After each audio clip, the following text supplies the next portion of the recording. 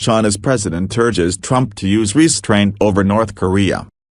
Beijing, Chinese President Xi Jinping urged President Trump to exercise restraint over tensions with North Korea. During a phone call Friday night, Chinese state media reported, after a week of threats and counter-threats between Washington and Pyongyang, Xi urged both sides not to do anything that would aggravate tensions. China's CGTN state television network reported, Xi said China hoped the parties concerned would exercise restraint and refrain from taking any action that will aggravate tensions on the peninsula. According to CGTN, dialogue, negotiations and a political settlement are the fundamental ways of solving the Korean peninsula's nuclear issue, Xi said. The two leaders vowed to remain in close touch over the situation, state media said. The call took place Saturday Beijing time.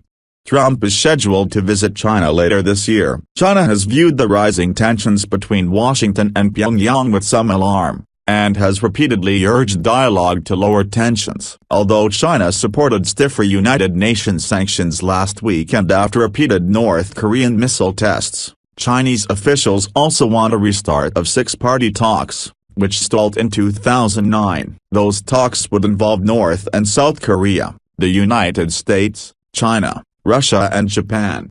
The war of words has given China the chance to project itself as the voice of reason and restraint while others lose their heads. It argues that Washington's long-standing belligerence towards North Korea helps explain why the regime has chosen to develop a nuclear weapons program, dodging its own responsibility for propping up the North Korean government. Xi stressed that China and the U.S. share the same interests on the denuclearization and peace on the Korean peninsula, CGTN said, but China is deeply resistant to doing anything that could destabilize or topple the regime in Pyongyang. The Chinese government has worked to prevent a unified Korean state allied to the United States, going all the way back to the 1950–53 Korean War that saw hundreds of thousands of Chinese soldiers die. China remains North Korea's major trading partner, providing the regime's economic lifeline. On Tuesday, President Trump threatened to respond to further threats from North Korea by unleashing fire and fury like the world has never seen.